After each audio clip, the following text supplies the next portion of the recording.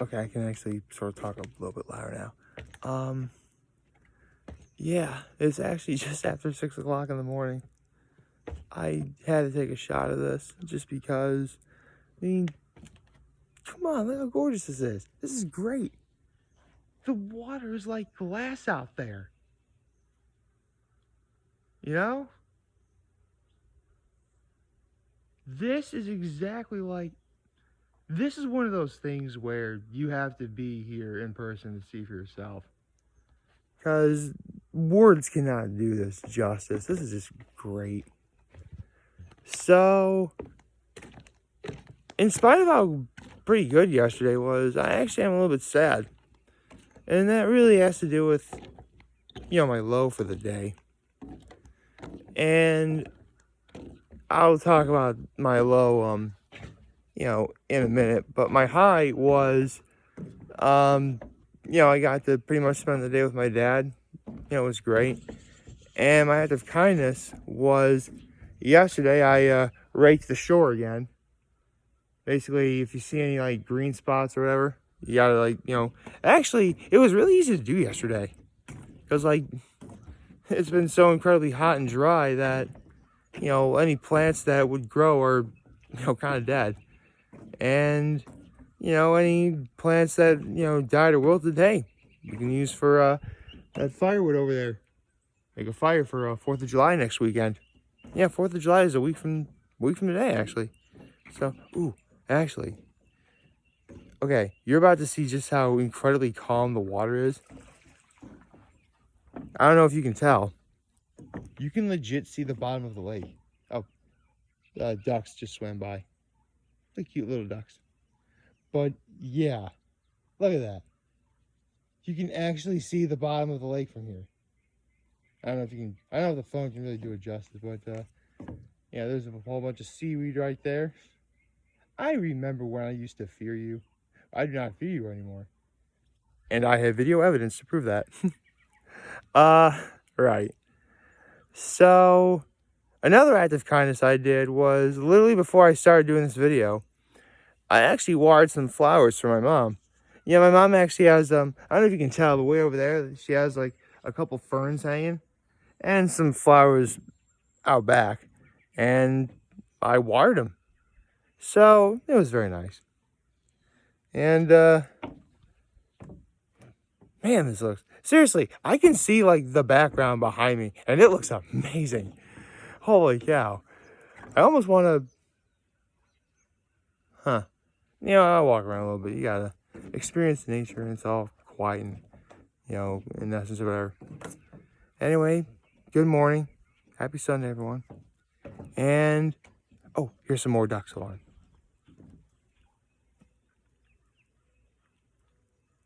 And you see the daddy duck, the mama duck, and by my count, 5 baby ducks.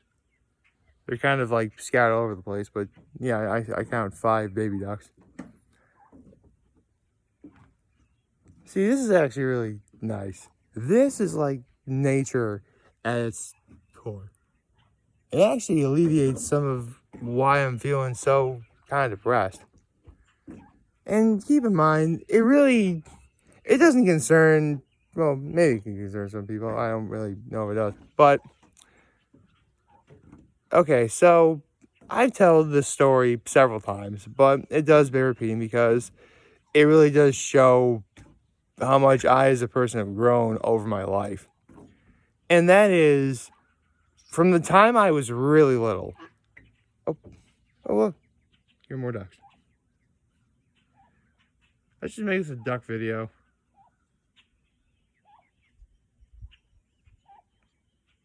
Huh. That's the mama duck right there. And it's a baby duck. They're just gliding so smooth through the water, aren't they? All right, I gotta stay on task. I have to stay on task. So, okay, so from the time I was really little, I absolutely did not like going to church.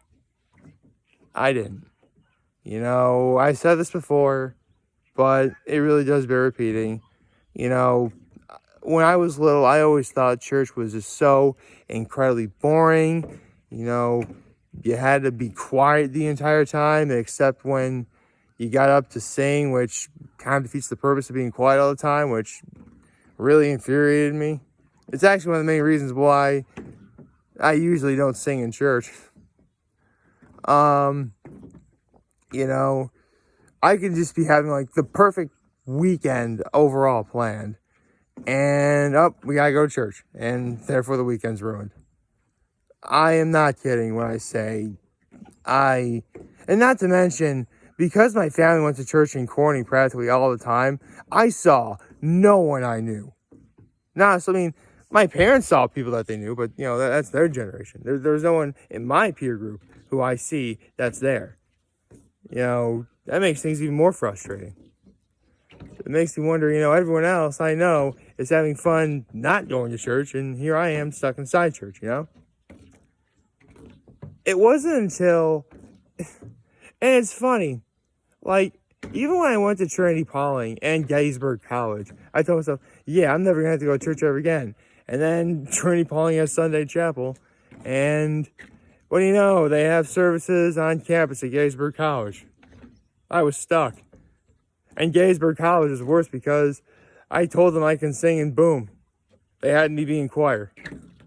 But I actually have to thank Gettysburg College for that, because little what I know as time went on, you know, I got to enjoy going to church more. To the point where, I mean, don't get me wrong, I do, by all accounts, still find it boring. Especially if a priest decides to talk about something longer than he has to.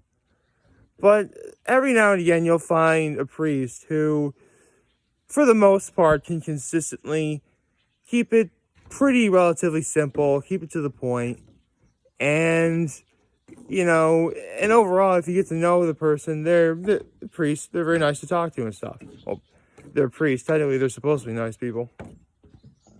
I say this because last night my father and I went to church in Penn Yan. It was actually the final night of a priest that I knew. I'll explain. See, I've known, you know, lots of, you know, priests. I mean, I'm Catholic. But keep in mind, I didn't really start paying attention to that sort of thing until, I liked going to church.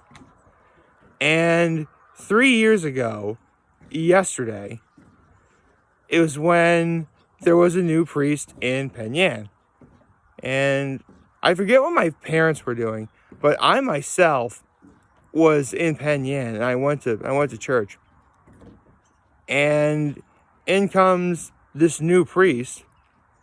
And I mean, right off the bat, one defining characteristic about him, distinguishing characteristic about him, is that he was from Colombia, and he had a fairly thick, Colombian accent. But it wasn't so incredibly thick where I myself couldn't understand him. And he was actually a fairly young guy. I think he's like 39 right now. So, yeah, a little older than me, but still, I would say is like well within, my age range peer group sort of thing. And just, seriously, the last 2 times I've been to church when he was there, I still remember, the important lessons from, the homilies or sermons that he did. In fact, I may actually explain them both in a minute. Don't worry, this isn't going to be preachy, I swear. And I'm depressed because last night was his last night there. Yeah, I mean, it's not like he's going crazy. He's really just going to do church in Ithaca, Dryden, and Lansing. Which, by all accounts, you would think, well, Nick, why don't you just go to Ithaca, Dryden, or Lansing? Well, that's actually a lot easier said than done. Because that's literally 3 different churches he could be at. And from the very beginning, you may not even know which one he's at. So there you go. On top of all that, the only time we really would be able to go to any of those places would be right now. And from here to, say, Ithaca, which would be the closest, you're talking about a 40-minute drive. And that's just to get from here to the city of Ithaca. You actually still have to find the church itself. I mean, my father actually knows where this church is because he was just there for a funeral a couple months back. But for the most part, it's to the point where it's really not worth going through all that trouble just to go. Go see him. I mean, naturally, I wish him the best, and I never name names because, not to embarrass or offend anyone, or, if they have a job, we don't want to lose their job. And, I was just actually thinking about this, like, Nick, why don't you, name names? I mean, you really could.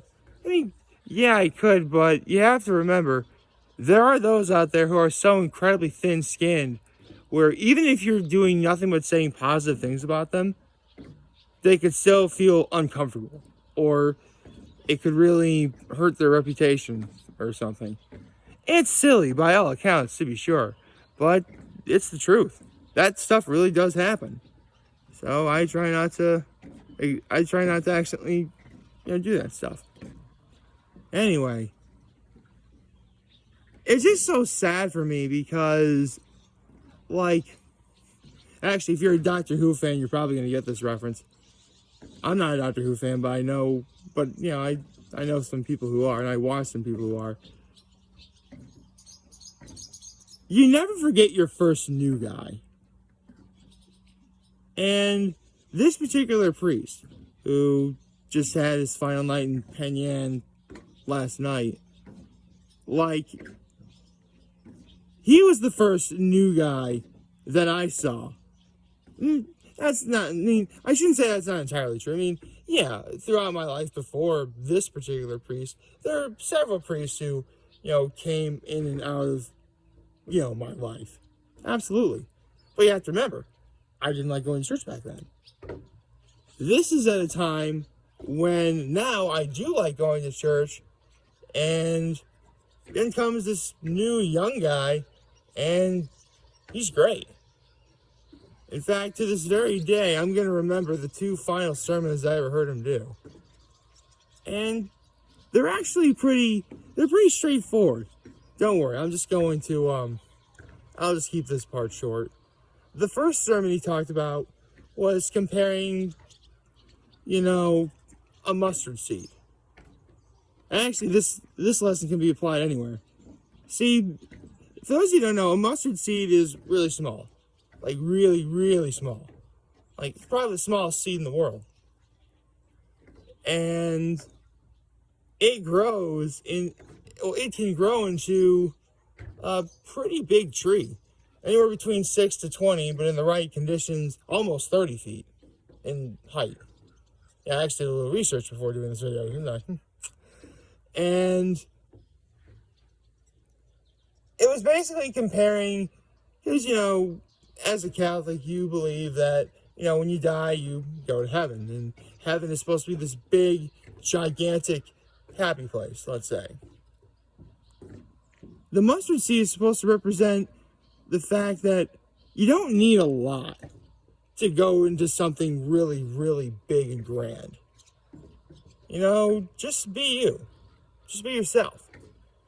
That's really all you gotta do. So I'm gonna remember that forever. And the other thing, and this was the sermon last night, he basically talked about how, in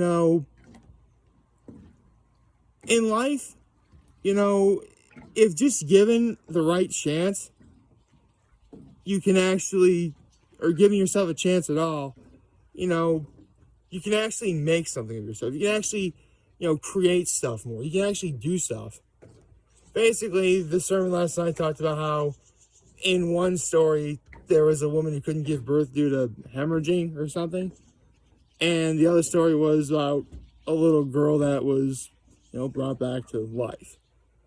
And basically, by the end, the story, at least this is what I got, like, you have an opportunity in life when given if things are bad, if you're just given a second chance, you can definitely, make something of it.